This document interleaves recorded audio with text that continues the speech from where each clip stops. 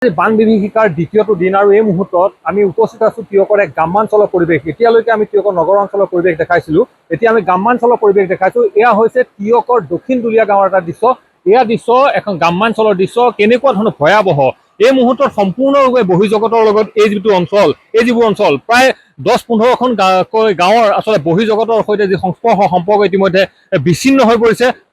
যি মূল পথ এই মুহূৰ্তত আচলতে এনেধৰণে পানীৰ কোপাল সোঁতত আচলতে স্তব্ধ হৈ গৈছে আৰু সমান্তৰালভাৱে যিসমূহ গ্ৰামাঞ্চলৰ যিসমূহ ব্যৱসায় প্ৰতিষ্ঠান আজিৰ তাৰিখত আচলতে একাঠো পানী হৈছে আৰু যাৰ ফলত আচলতে বিস্তৰ ক্ষতিসাধন হৈছে এই অঞ্চলবিলাকত বা এই ব্যৱসায় প্ৰতিষ্ঠানবিলাকত। মই ভিজুৱেলছ কিছু দেখাবলৈ অনুৰোধ জনাইছোঁ কিমান ভয়াৱহ, কিমান কবাল সোঁত এই মুহূৰ্তত এইটো ঘাইপথত। এইটো হৈছে টিয়কৰ দক্ষিণ দুলীয়া গাঁৱৰ তিনিআলি আৰু সমান্তৰালভাৱে মোৰ একাংশ লোক আছে, কিছু কথা মই জানিব বিচাৰিম যে কেনেকুৱা ধৰণৰ এই গোটেই পৰিৱেশ। যিহেতু হঠাৎ আহিছিল বানটো, বহু মানুহে কিন্তু বহু বস্তু আচলতে সামৰিবলৈ সুবিধা নাপালে। কেনেকুৱা ধৰণৰ কিমানখন গাঁও এতিয়া প্লাবিত হৈছে আপোনালোকে? হয়, আমাৰ এই দক্ষিণ দুলীয়াকে আদি কৰি এইটো এৰিয়াতে প্ৰায় 10খন গাঁও জলমগ্ন হৈছে। এনেকুৱা বানপানী আমি আগতে দেখা নাইকিয়া। আমাৰ এতিয়া বৰ্তমান প্ৰায় 45 বছৰ এবভ, তথাপিতো আমি এইটো এৰিয়াত এনেকুৱা বানপানী হোৱা আজিলৈকে দেখা নাইকিয়া। আমাৰে ধৰি লওক আজি ব্যৱসায়ী প্ৰতিষ্ঠান কেইখন কিমান লোকচান হৈছে সকলোৱে দেখিছে। এয়া ব্যৱসায় প্ৰতিষ্ঠানৰ মাজে নৈ সদৃশ সোঁত বৈছে আৰু বিস্তৰ ক্ষতি হৈছে। গৰু ম'হৰ কাৰণে ইয়াত ঘাঁহৰ অসুবিধা হৈছে, মানুহৰ খোৱা পানীৰ অসুবিধা হৈছে, বিদ্যুতৰ অসুবিধা হৈছে। এনেকুৱা বানপানী আমি দেখা নাইকিয়া, কিন্তু তথাপিতো এতিয়ালৈকে কোনো প্ৰশাসনৰ মানুহ আমি এতিয়ালৈকে আমাৰ এইটো এৰিয়াত অহা দেখা নাই। জনপ্ৰতিনিধি কি হয়, জনপ্ৰতিনিধি আহিছে নে? বৰ্তমান এতিয়ালৈকে অহা নাই, কিন্তু মোৰ বোধেৰে নিশ্চয় ওলাবহি আজি চাগে। তেখেতলোকো আজি ব্যস্ত হৈ থাকিব পাৰে, যেনে তেনে নিশ্চয় তেখেতলোক আহিব, মই আশা কৰিছোঁ। নিশ্চিতভাৱে চাওক, ইয়াৰ পৰিৱেশ আমি দেখাইছোঁ কিমান ভয়াৱহ পৰিৱেশ সেইটো।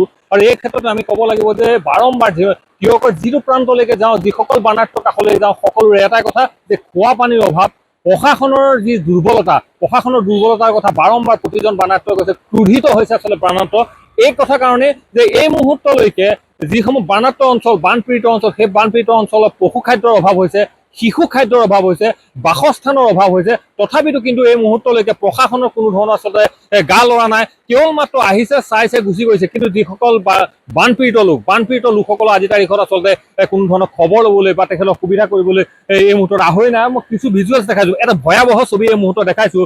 আমাৰ যদি কেমেৰা অলপ আগবাঢ়ে আমি দেখুৱাম, এইখন এখন ব্যৱসায় প্ৰতিষ্ঠান আৰু এই ব্যৱসায় প্ৰতিষ্ঠানখনৰ এই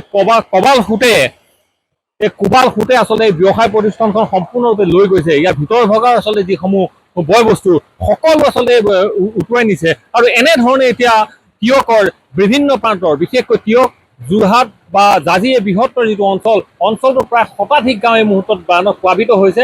কেওফালে আচলতে কেৱল মাত্ৰ হাহাকাৰ। কিন্তু এই ক্ষেত্ৰত মই বাৰম্বাৰ কৈছোঁ, এই ক্ষেত্ৰত প্ৰশাসনৰ নিৰ্লিপ্ত ভূমিকাই কিন্তু সকলোৰে চকু কপালত তুলিছে। কিয়নো এতিয়া কেৱল টিয়কৰ কেওফালে ৰাষ্ট্ৰীয় পদপথত এই মুহূৰ্তত আচলতে বানাৰ্তই আশ্ৰয় শিবিৰ ল'ব লগা হৈছে। কিন্তু এটুপি খোৱা পানীৰ অভাৱ বা বাসস্থানৰ অভাৱ, পশু খাদ্যৰ অভাৱ, শিশু খাদ্যৰ অভাৱ, কেওফালে আচলতে বিচ্ছিন্ন। এই মুহূৰ্তত বিদ্যুৎ সংযোগ সম্পূৰ্ণৰূপে ব্যাহত হৈছে। তাৰ সমান্তৰালভাৱে যিসমূহ মোবাইল নেটৱৰ্ক এতিয়া আচলতে সম্পূৰ্ণৰূপে ইয়াত বিচ্ছিন্ন হৈছে এই অঞ্চলবিলাকত। গতিকে এই সামগ্ৰিক পৰিৱেশ আমি এই মুহূৰ্তত দেখাইছোঁ। স্থানীয় যিগৰাকী বিধায়ক, জনপ্ৰতিনিধিগৰাকী দৃষ্টিগোচৰ কৰাইছোঁ, যোৰহাট জিলাৰ প্ৰশাসনৰ দৃষ্টিগোচৰ কৰাব বিচাৰিছোঁ।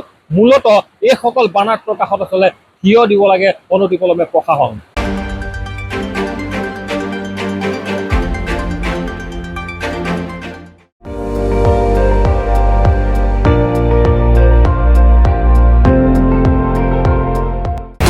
আপুনি চাই আছে ND24, সৰ্বশ্ৰেষ্ঠ নহয়, সৰ্বোত্তমৰ দৌৰ।